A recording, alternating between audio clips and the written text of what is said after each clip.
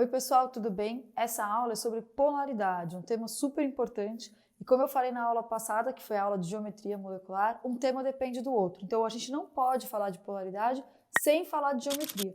E também não podemos falar de polaridade se a gente não falar de eletronegatividade. Então, falar de polaridade sem geometria e polaridade, existem alguns professores que falam, mas eu acho um crime, tá? Eu acho muito ruim, principalmente para a cabecinha de vocês, porque vocês acabam não entendendo, às vezes fazem a prova lá e resolvem os exercícios do jeito que dá, e depois, quando vão aprender de verdade, até ficam meio confusos. Então, assim, o mais importante é aprender da maneira correta.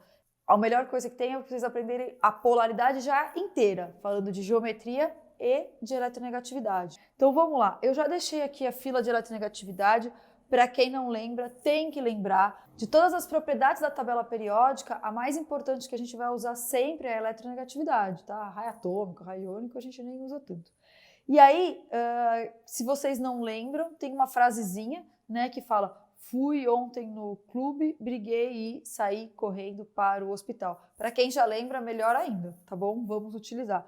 Então, assim, eu vou usar as mesmas moléculas, basicamente, que eu usei na aula de geometria, mas por agora eu vou mostrar para vocês a polaridade. Então, a primeira molécula que a gente vai colocar aqui é da geometria linear e vai ser o HCl. Então, vamos lá, gente.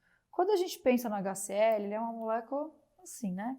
Só que se a gente for olhar para o HCl com os elétrons, como é que seria? Então, o H tem um elétron, o Cl tem 7, e aí eles compartilham esses elétrons aqui, né?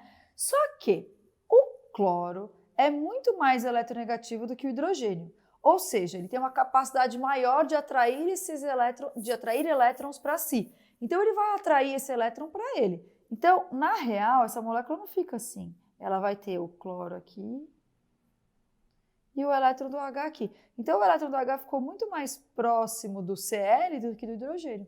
Então, o cloro, ele roubou o elétron do H? Não, mas ele puxou para si. Então, ele ficou mais negativo. Ele não ficou totalmente porque ele não roubou, ele ficou parcialmente. Então, ele ficou parcialmente negativo. A gente representa por esse delta. Já o hidrogênio, ele perdeu o elétron para o H? Não, mas ele ficou mais afastado do seu elétron, então ele ficou mais positivo, né? E aí ele não ficou totalmente positivo porque ele não perdeu, mas como está afastado, ele ficou parcialmente, então parcialmente positivo. Essa molécula, ela tem polos, um polo positivo e um polo negativo. Então eu posso falar que essa molécula, ela é polar. Só que todas as vezes a gente ficar olhando a molécula dessa maneira com os elétrons, vão ficar loucos. Não tem necessidade. Mas eu gosto muito de mostrar isso bem na primeira, que é para vocês entenderem esse conceito, para vocês ficarem bem claros e não ficar só decorando esse negócio de setinha, tá? E muito menos valor de eletronegatividade, pelo amor de Deus. Né? Se algum professor pede isso para vocês, eu acho que não tem necessidade nenhuma. Então vamos olhar para isso aqui com o quê? Com vetores. Então, ó, vamos lá. O HCl. O cloro é mais eletronegativo que o hidrogênio, quer dizer que ele puxa o elétron com uma força assim. E o hidrogênio puxaria o elétron com uma força assim. No final, a gente tem um vetor resultante que joga o elétron lá para o cloro. Esse vetor resultante chama μ, momento dipolar, que é diferente de zero. Vocês não precisam decorar esse nome, mas eu preciso dar para vocês, tá? Então, aqui quer dizer o quê? Que o cloro vai, com essa resultante para o cloro, quer dizer que o cloro vai ficar negativo e o hidrogênio positivo. Mesma conclusão, essa molécula ela é polar. Mas é mais simples a gente ver por vetores. Vamos falar agora do CO2. CO2, então C, dupla O, dupla O. O oxigênio é mais eletronegativo do que o carbono, né? Então, como é que vai ficar? O oxigênio puxa o elétron com uma força assim e o outro lado a mesma coisa.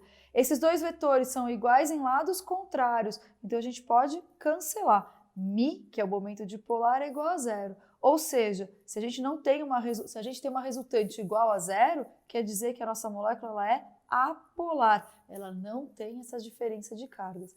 Cuidado, gente, que aqui a ligação é polar, mas a molécula é apolar porque a nossa resultante é zero. Vamos para uma molécula tetraédrica. A molécula tetraédrica, a gente vai ter, por exemplo, o carbono com 4 hidrogênios. Então, gente, nesse caso, o carbono é um pouquinho mais eletronegativo do que o hidrogênio. A diferença de eletronegatividade entre carbono e hidrogênio quase não existe, tá? Mas, enfim, é um pouquinho maior. E aí, o vetor vem para cá, o vetor vem para cá, o vetor vem para cá, o vetor vem para cá. Esses vetores acabam se cancelando. Essa molécula ela é apolar. Se a gente tivesse, por exemplo, cloro aqui, então 4 cloros, os cloros, O cloro, ele é mais eletronegativo do que o carbono. Então, esse vetor seria para fora, para fora. Você teria uma resultante aqui. Para fora e para fora. Você teria uma resultante aqui. Essa resultante daqui cancela com essa daqui. Também dá apolar. Então, seguinte, tetraedro com 4 ligantes iguais sempre vai dar apolar. Não importa se esses ligantes são mais ou menos eletronegativos do que o carbono. Quando a gente troca um único hidrogênio por um átomo de cloro, por exemplo. Então, aqui hidrogênio, hidrogênio, hidrogênio e cloro. O que vai acontecer? Eu tenho um cara diferente, né, dos hidrogênios aqui, puxando o elétron com mais força para cá. Então, por mais que alguns vetores aqui até se cancelem, a gente tem um vetor aqui que é diferente de zero. Então, aqui o que acontece? Como você tem o cloro, que é bem diferente dos hidrogênios, esse vetor aqui não vai se cancelar com o dos hidrogênios. Então, aqui essa molécula ela vai ter o quê? Ela vai ter cargas negativas e positivas. Essa molécula ela vai ser polar. Ela tem uma resultante diferente de zero. Se a gente trocar 2 hidrogênios por cloros, normalmente quando eu estou em aula eu peço para vocês me responderem o que vocês acham sobre essa molécula, se ela é polar ou apolar. E eu posso dizer para vocês que 50% acerta, 50% erra. Então vamos lá, metade fala para mim que é polar e metade fala que é apolar. Gente, ela é polar, por quê? Esse vetor vem para cá, né, que ele é mais eletronegativo que o carbono, e esse aqui também. Esses dois vetores, então deixa eu até desenhar eles aqui, vem aqui. E aí eles têm uma resultante aqui. Essa resultante é diferente da resultante daqui. Então elas não se cancelam. Essa molécula ela é polar, tá? Esses dois não estão se cancelando. Outra coisa, muita gente fala assim para mim, tá, mas Camila, se esse cloro aqui tivesse aqui, ia mudar alguma coisa? Não, o tetraedro tem os 4 lados iguais, gente, então não importa de que ângulo que eu estou olhando. A distância entre os átomos de cloro ou de hidrogênio aqui são iguais em relação ao carbono ali, tá? Então, se eu tivesse, em relação assim, se o cloro tivesse aqui e aqui, é a mesma coisa dele estar aqui e aqui. Não muda nada, tá? Então, a distância que os cloros estariam quando você está aqui e daqui, dará a mesma. Então, a gente não tem isso de, se eu colocar um aqui, não muda. Ele vai estar sempre igual, tá? E aí ela é apolar. Gente, ela é polar. Eu poderia mostrar para vocês com 3 átomos de cloro. Eu não vou mostrar por quê, porque é a mesma coisa que isso, tá? Ela vai ser polar. E com 4 átomos de cloro? Vai ser a mesma coisa que isso aqui, vai ser apolar. Então, eu não vejo necessidade de mostrar todos os exemplos, porque aqui você já mata todos. Vamos para a piramidal. Na piramidal, vou pegar lá o caso da amônia. Então, se eu pegar um NH3. Aqui, o nitrogênio é muito mais eletronegativo do que os hidrogênios. Então, ele puxa o elétron para si, puxa para si e puxa para si. Aqui a gente vai ter um cara muito mais negativo e os caras aqui, ó, positivo. Então, essa molécula ela é polar. E se a gente tivesse um PCl3? Esse cara puxa para cá, esse puxa para cá e esse puxa para cá. Aqui fica negativo, negativo, negativo e aqui fica positivo. Essa molécula também é polar. Vamos pegar agora uma molécula que é trigonal plana. Então, se a gente pegar lá o C duplo, que ele é o aldeído. Vamos lá, se a gente pegar essa molécula aqui, oxigênio mais eletronegativo puxa com uma carga aqui. Carbono mais eletronegativo, levemente, mas e aqui e aqui. Esses vetores, eles não se cancelam. A gente vai ter aqui positivo, positivo e negativo. Essa molécula ela é polar. Se a gente for falar de NOx, né, para quem já teve, daí a gente pensa que o NOx desse carbono aqui é 0. Para quem não teve, não se assuste, fica tranquilo que lá para frente você vai ter, tá? Não precisa se preocupar. Bom, e se a gente tivesse uma molécula como essa daqui? C, dupla C, hidrogênio, hidrogênio. Como eu já falei, a diferença de eletronegatividade de carbono e hidrogênio praticamente não existe. Mas enfim, puxa para cá, puxa para cá, puxa para cá, puxa para cá. Esses vetores acabam se cancelando. Essa molécula ela é apolar, tá? E a última, eu troquei a ordem. Agora que eu percebi que eu troquei a ordem. Normalmente eu falo da angular primeiro, mas enfim. A angular é super importante muito por causa da água, né? Vocês têm que saber a polaridade da água, né? A molécula mais importante aí. Então, ó, aqui, que a gente tem que saber a polaridade. A água é assim. O oxigênio puxa o elétron para cá, o oxigênio puxa o elétron para cá. O que a gente tem aqui? Hidrogênio positivo e aqui negativo. Por quê? Esses elétrons foram para o oxigênio. Gente, se a gente pensar em vetores assim, ó, eles estão assim. Então, se a gente for fazer a somatória, ó, tá aqui, tá? Quem ainda não teve vetores, tenta pensar no sentido dos elétrons mesmo, tá? Então, aqui puxa para cá, esse cara ficou com muito mais elétrons. Então, essa molécula ela é polar. Gente, então não pode esquecer, a água ela é polar, não esqueçam disso, tá? Vocês adoram dar umas trocadas, que eu sei. E aí eu não vou mostrar H2S, porque é exatamente igual, em vez do O é um S, tá, gente? Não, é que é outra molécula que aparece também bastante nesses exercícios. Bom, deixa eu colocar aquelas coisas que eu sempre falo que são importantes para vocês. Principalmente para quem está tendo orgânica, tá? Mas algumas pessoas, algumas escolas de primeiro ano que não tiveram orgânica ainda, os professores também colocam esses compostos, então é bom vocês saberem, tá? Eu sei que tem uma escola de São Paulo que eu trabalho e que há muitos anos eu trabalho lá e tem um professor que sempre coloca, eles não tiveram orgânica ainda, então prestem atenção que isso aqui é super importante.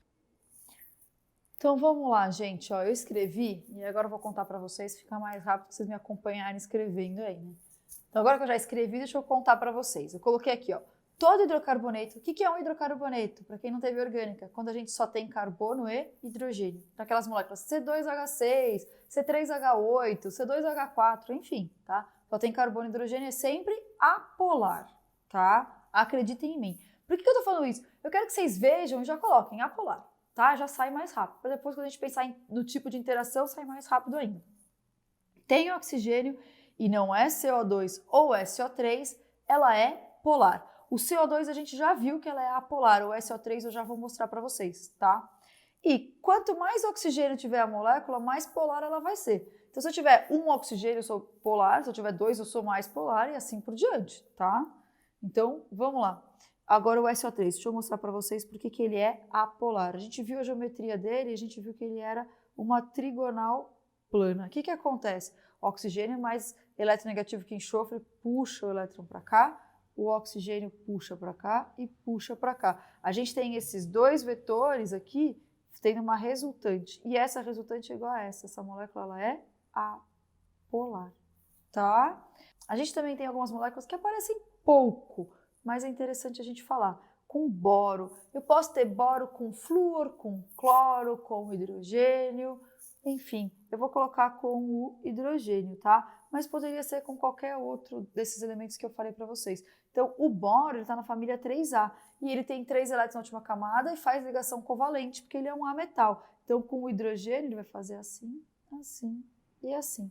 Se a gente pegar a nossa fila de eletronegatividade, olha lá, o boro tem que estar para cá, né? Ele não está aqui. Então, ele é menos eletronegativo que o hidrogênio, do que o cloro, do que o flúor, qualquer um desses que a gente colocar. E aí, vai puxar para cá, puxa para cá, puxa para cá.